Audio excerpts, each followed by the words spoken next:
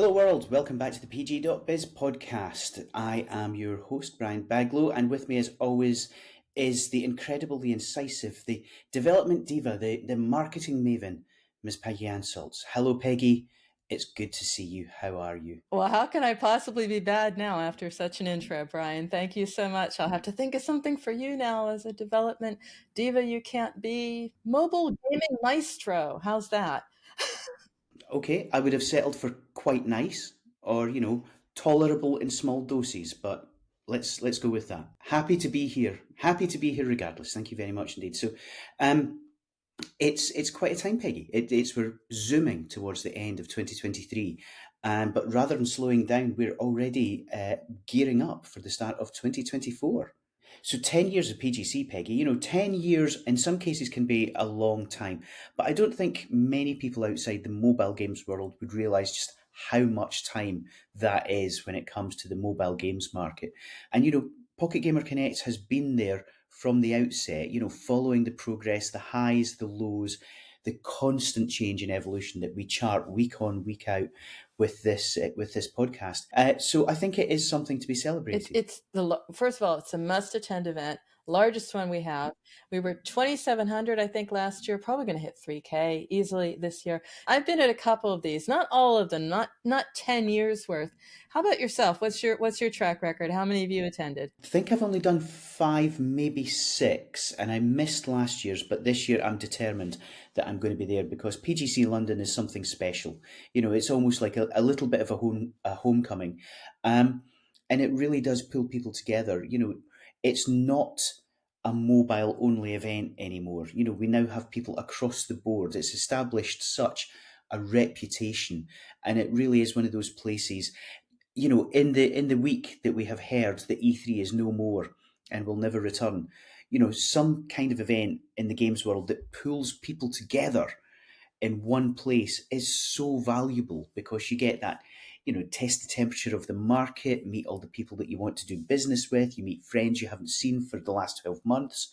It's a wonderful place to be, and it really does make a significant difference. And there's a reason that it's a kind of a landmark event in the game's calendar. That's exactly it. The tracks I was looking at, the speakers I was looking at, and of course we always do our show right after the event where we talk with the team. So we'll be back with those highlights. And another highlight is our guest because he has also marked a decade. He's just wrapped up his first decade at Zynga. Many more to come, we certainly hope. Yaron Leyvand, as we said, you're coming from Zynga. You're at Zynga for a long time. That is so rare. Great to have you. Thank you very much. Happy to be here. So, Yaron, let's start with a little bit about you. So, you're the Executive Vice President at Mobile Studios at Zynga, and that puts you in charge of product and development for 10 plus studios all over the world, and titles ranging from, of course, Words with Friends, which a lot of people are familiar with.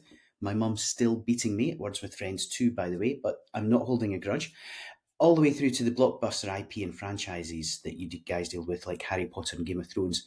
That's a big portfolio. And as we all know, it's been quite a challenging year. So what's tested your marketing and product metal most? What's really been your biggest challenge in the last 12 months? So part of our strength is a portfolio that we have, the ability to really play in different categories, to cater to different audience. It also brings some challenges as well. You always need to understand what is up in each category, what is happening across the industry. And I think our teams are doing a great job in this one. In the last year specifically, as we know, were challenges on the ad side, on getting users, on the in-app purchase in general. But I think these kind of years like that can get you to the core. You need to do things that surprisingly delight your players. If you continue to deliver features, event, content that make your existing players, your fans, happy and excited, I think you're already halfway there. We, I think at Zynga, are really focusing on that. I think it's something that we have done in previous years quite well. I'm thinking that while 23 was not as easy as maybe we would like it to be, we are well positioned for 24. It's very interesting to hear where you are focusing, though, Yaron, because it is about the live ops, the content. We're hearing that a lot as well, Brian. Yes, A lot. content Yeah, first a lot. strategy for games. Yeah. So if we're thinking about, Zynga throughout the last, even 12 years, how it changed with the industry, I think one of the things that we have seen is since Frank has joined Zynga back in 2016, is really focusing on our franchises.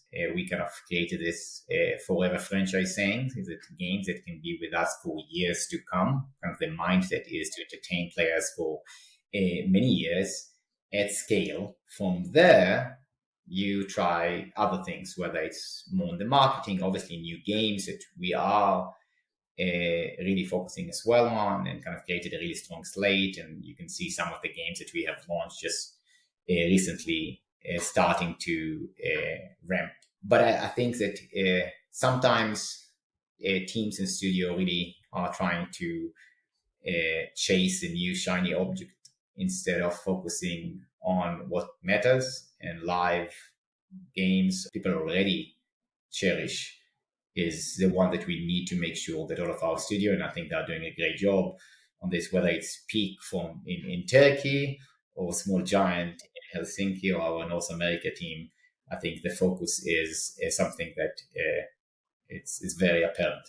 I'm going to stay with Peak for a moment because they're tackling Match 3D, more traditional Match 3 as well. What are you seeing as the most innovative change, shift in the puzzle space right now? So it's an interesting question because as you can think, casual by itself is a very casual gameplay.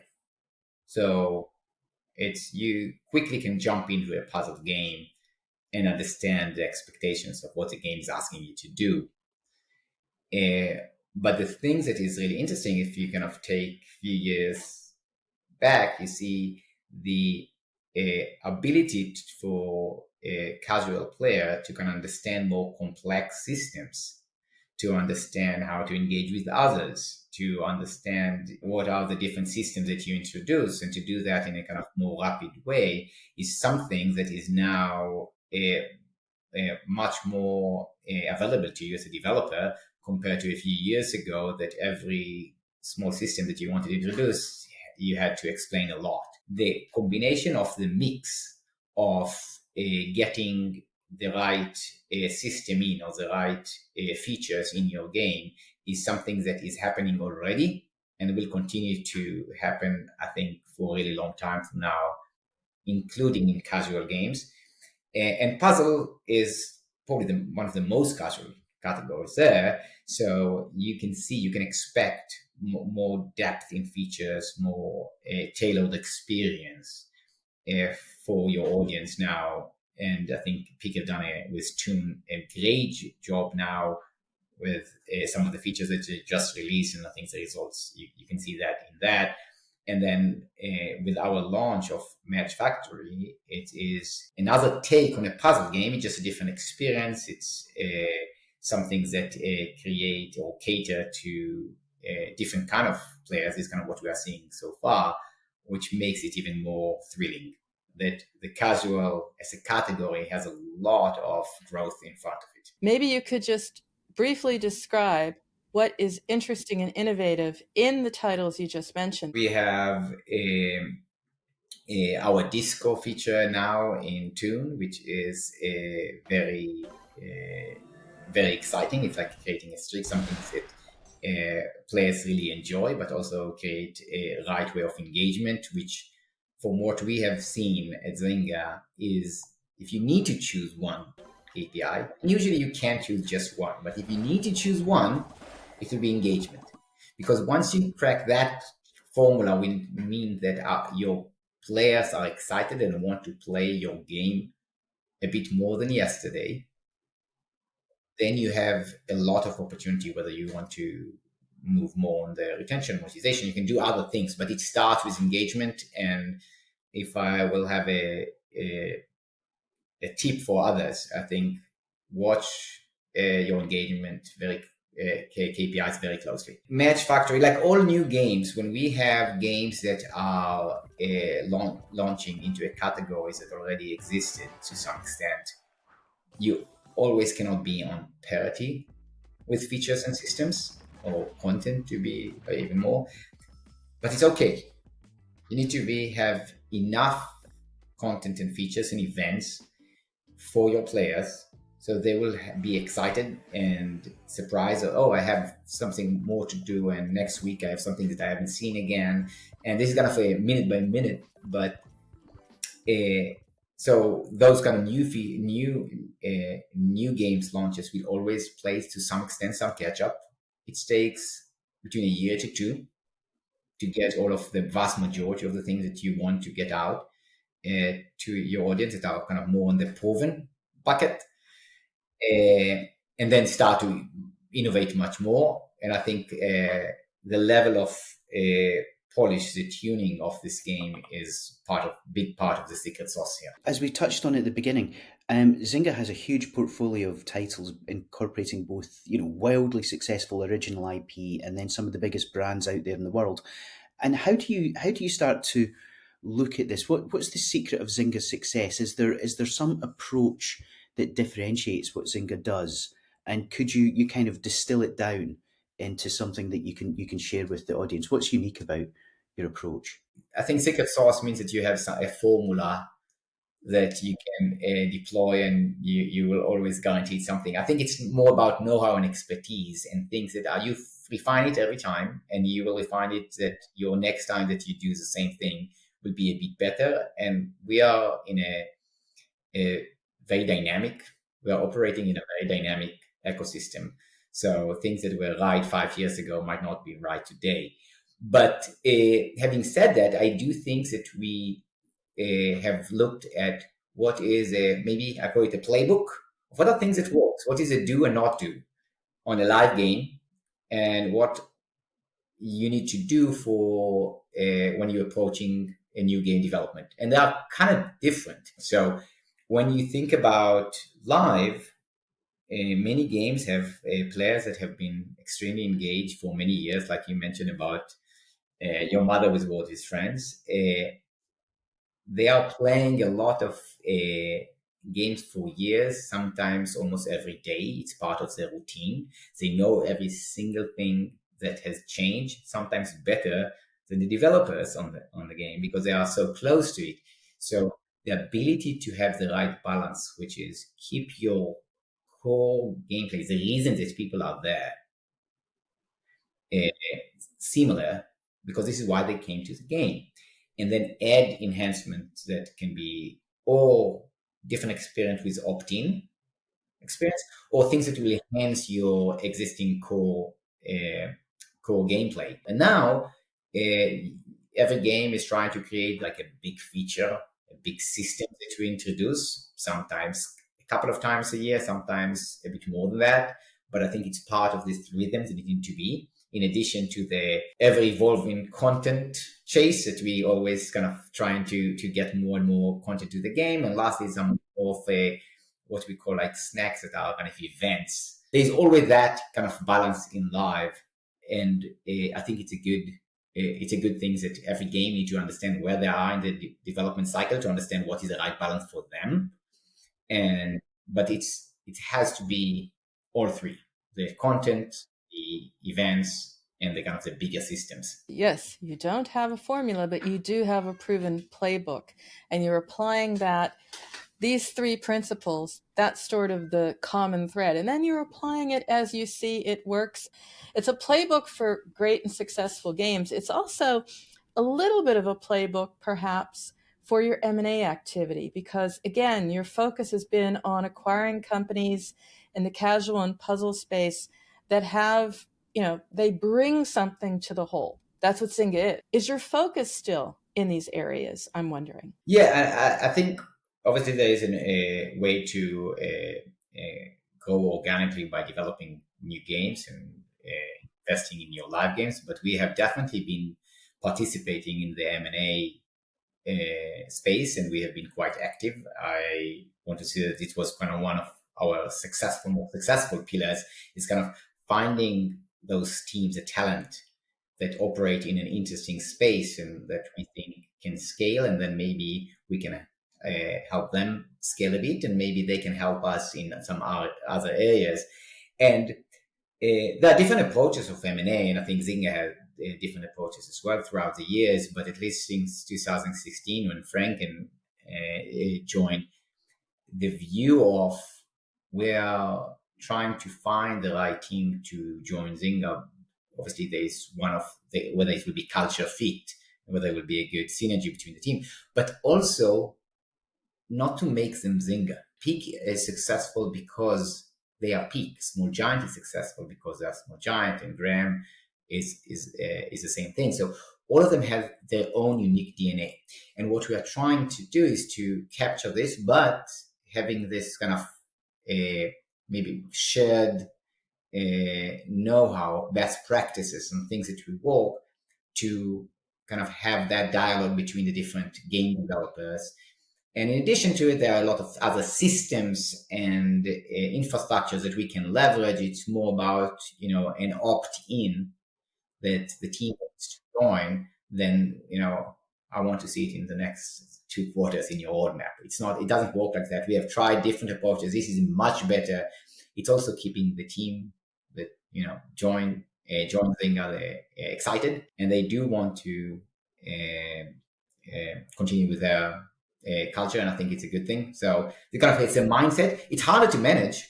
It's much harder to manage because they are different and they have different processes, and they look at how to develop a new game or how to save live in a different perspective. But I think it's a strength and not a weakness. I think that makes a great deal of sense because, as Peggy was alluding to, it seemed as though a few years ago Zynga was taking the portfolio approach, which was we want to lead in particular genres, and we want to make sure that we're here in puzzle, we're here in match 3 and so on and so forth, but all within the sort of the Zynga approach. And what you're saying now is it seems to be far more of a collective bottom-up approach, which is supporting, enabling, and helping each of your studios to achieve its full potential and kind of give them the benefit of the Zynga machine without necessarily having them tick a particular box for a genre title or, as you've said so eloquently, an approach. Is that along the right lines? Yeah, this is 100% right. And in fact, this was part of our experience now as part of Take-Two, as we are now a label under Take-Two. They have the similar approach. So Strauss and Carl and team there have a similar approach on how the labels are not the same. There's no, this is a Take-Two way of doing, but there is a very different, here is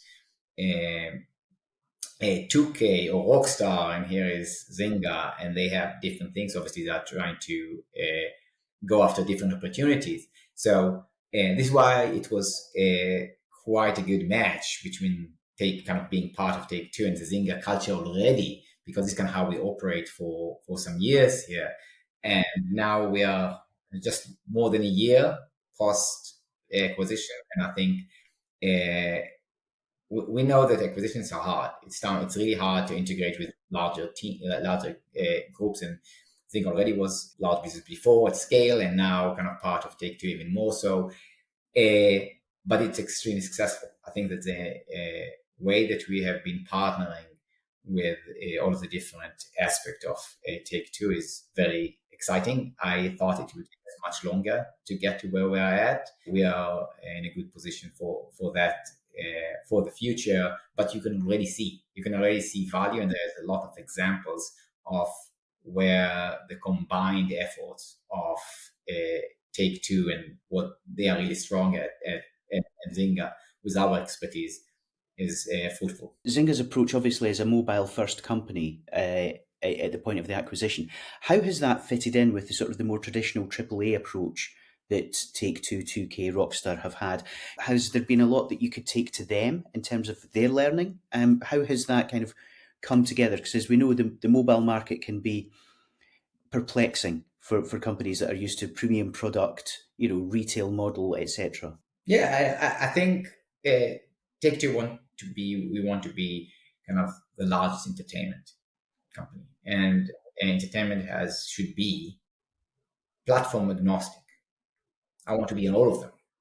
And if there are people that are really good on one platform and you're really good at a different one, then it might make sense to combine forces. And in fact, when we started this journey with Take-Two, they asked us to kind of help on Social Point, and Social Point is now part of the Zynga, the mobile platform, as well as Nordius with Top 11, and we kind of added to our portfolio more forever franchises, more games, and our launch of Top Troops not that long ago, like this summer, was part of this collaboration. We are part of the Social Point, and we have kind of tried to help that game launch, and they obviously have helped us kind of taking their view on launching the game. In regards to the kind of the broader Take-Two and the labels, I think this is kind of part of the strengths here, is that yes, we share when we see other studios here kind of looking into a mobile development. We can say, okay, here's how we'd look at KPI. Here is what a soft launch scorecard should look like. Here is the phases that we would have done, and now whether they would like to do it or not, this is kind of their call. But it will provide our feedback. And when we are asking them about, there is some opportunity in some geos that we have not been as strong, and you have been extremely strong there, then we can take and say, oh, you know what? It's a different perspective on how to go about, go to market in this geos, and what we could have done differently. And obviously there is now merging on some platforms, so there's also kind of opportunities there. So we're not there yet, but the discussions are happening, and it's what is even more encouraging is that they are happening organically now, not just from top to top, but more broader than that. It's so encouraging to hear that these conversations are happening organically, and that there's a lot of interest kind of on both sides of the fence. But moving forward, do you think there's any interest in seeing more exchange of IPs across the board, from the consoles and AAAs through to mobile, and maybe vice versa? Let me maybe take it back, kind of one step back, and say, okay, if I try to look at the Zynga life cycles to date, we had like the Zynga 1.0, it was all about Facebook, was a startup kind of going about that with the Mafia Awards, the Farmville, all of the things that we have heard early on. And then we had a stylus transition to mobile, and we had some of that a platform change. Frank in 2016 maybe is a good time to maybe to kind of a point in time to call it a Zynga 2.0, kind of focusing back on our for the franchise, focus on our live, really focus on mobile, understanding how we do live and start to grow a new, whether it's a new that we develop internally or doing acquisition, and it's kind of transition us to now to Zynga 3.0 with the collaboration with Take-Two. And I think when two large companies start to work together, first of all is how the culture works, what are the expectations, how you kind of walk through the different situation in the market. As I mentioned, I'm extremely excited about where we're at. And later on, we started, okay, what we can do, where is the 1 + 1 = 3? Where are those opportunities? And we are starting to have those discussions now. It will take some time. I don't think it's right to rush them, as we are talking about, big opportunities. I think letting that let time take its course is probably the right approach here. Right? That's Zynga 4.0. I don't think many companies have gotten that far. Maybe at some point. I think we are very excited on the Zynga 3.0. We'll see how it take us. But it's a very, the market, as we all know, is extremely dynamic. Things change drastically.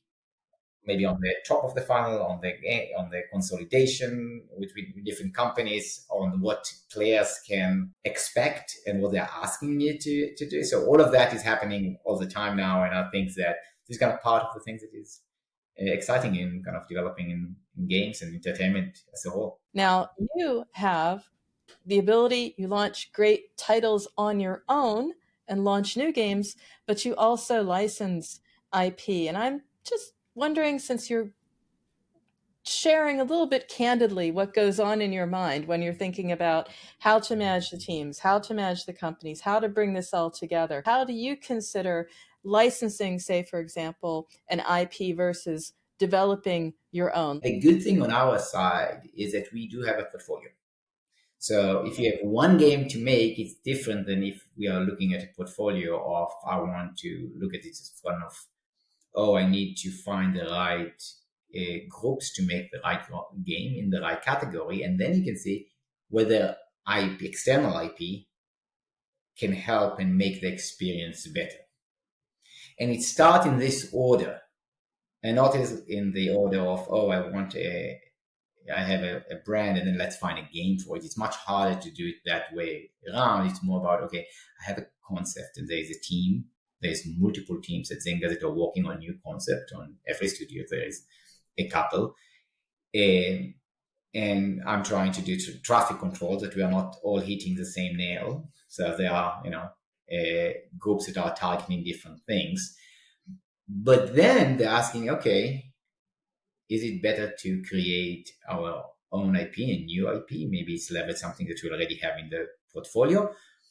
Or should we work with a partner and add an IP to it? And adding IP has in today two different ways. You can have a full game of this IP, like Harry Potter Parsons the Spell. We just got Game of Thrones Legend in soft launch and tech launch. So we have a game partner with HBO. Or you want an event in a game that is much more short-lived, and you can see them as well. That is kind of right for the next month for players to be excited. But after that, you do something else. So you have different degrees of partnership that we can do. I think that for me, it's more about the balance. If I see that our portfolio is all on external IP, I think it's going to be a miss. But I also think that if it will be zero, I think we're not taking opportunity what we can do and the great relationship we have with all of the different entertainment brands out there. Something new in the market is always going to be a bigger challenge than something that already has an audience. So talk to us about the new games approach. How do you guys approach this? If you're talking about the development side of it, I think I kind of split it to three. You need to start with something that I call it find the fun. I need to feel that I want to play it again tomorrow. I want to play the game again. It's very specific questions, and it's, all of the different events and afterwards systems won't help it. If the core game, if I don't want to play the game more, then you should go back and pivot and change again the core and kind of refine it. But once you found the fun, and you got something that is interesting, now you can say, is there an audience for it? Will I be the only one that thinks it's fun? Or there will be a lot of players that will think it's fun? So they're kind of understanding how scalable. And then the last component is it going to be a business? So you know that there is an interest to play it for some time. So the core is interesting. Then you can know that there's some people that will want to engage with that is something that can justify the investment that we are going to put before you do all of that.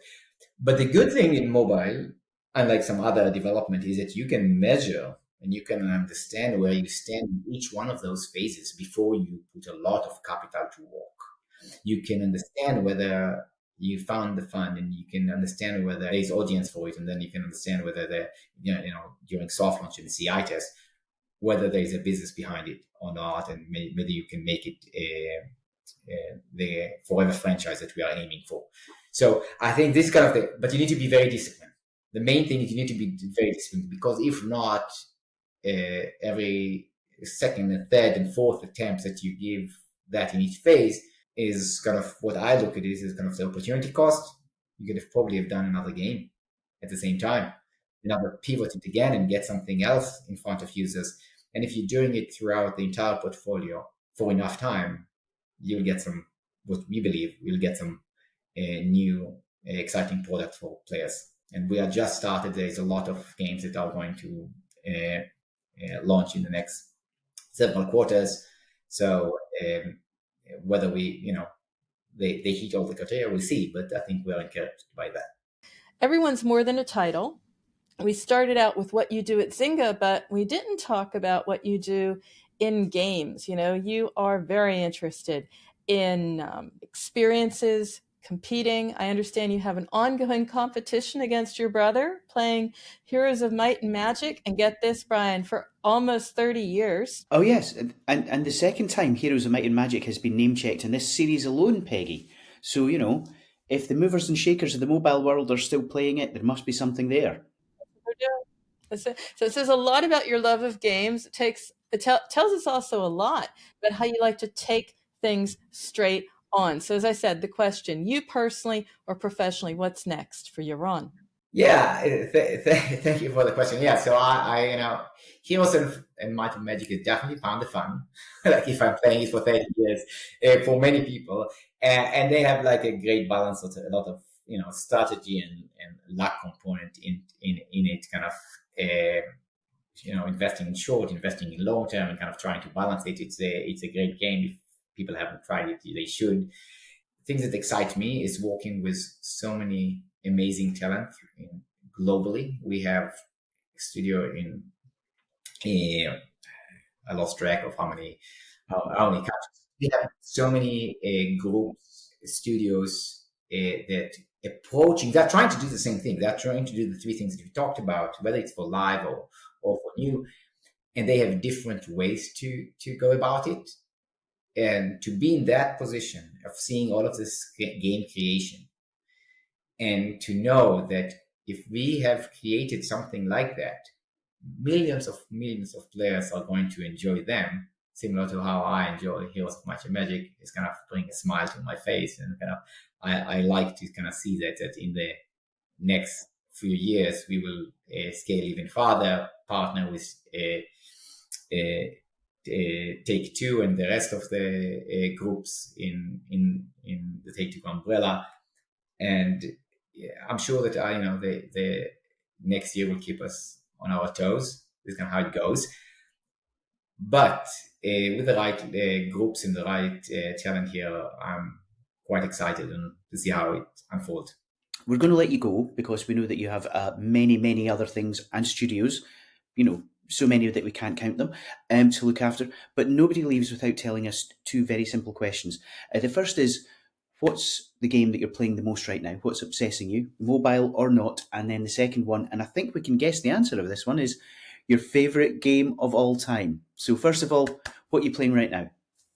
So now I'm deep in Match Factory. We just launched it. The one that will be just next to it is Top Troops. I love trying to understand how you kind of right balancing it. It's like it's part of the kind of magic, I think, in that kind of game is just understand what is the right strategy. And because I like strategy games, it's kind of my Heroes of Might and Magic 3, by the way, is a favorite game. Excellent. I love it when the guest answers their own question before you even come to it. But that's been fantastic. It's been a genuinely fascinating conversation, and if at all possible, we'd love to have you back and find out about Zynga 4.0, 5.0, 9.0. You guys move kind of fast, so who knows where we'll be by the end of 2024. Absolutely. And maybe a couple of words about the talent you're looking for, because I think that some people in our audience would really like to understand that as well, because you're still looking to tap into great talent. What is that? What does that look like? But we'll save that for another time, Yaron. We've had a wonderful time with you today, so thanks again. Thank you very much for having me here. Thank you. This show is all about how to do your job better, how to make an amazing game, how to market it, and you have a say.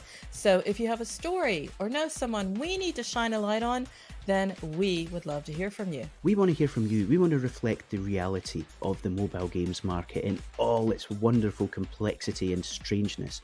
So if you have any suggestions for us, if you have any feedback for us, you can always get in touch. You can email us at podcast@pocketgamer.biz. You can find us on Twitter @PGBiz. and you can reach out to us through the pocketgamer.biz website. If you're interested in listening to all of our podcasts, you can find them at pocketgamer.biz/podcast, and we would love to hear your thoughts on future shows. And we've got you covered on all the major platforms, so subscribe to the audio podcast, as Brian said. Look for us on YouTube. If you want to read it, hey, you can do that too, because we have a companion post for you as well on the pocketgamer.biz website. Tune in again for the next edition of the pocketgamer.biz podcast, and we look forward to speaking to you in the near future. Until then, I'm Brian Baglow. I'm Peggy Ann Saltz, and that's a wrap until next week.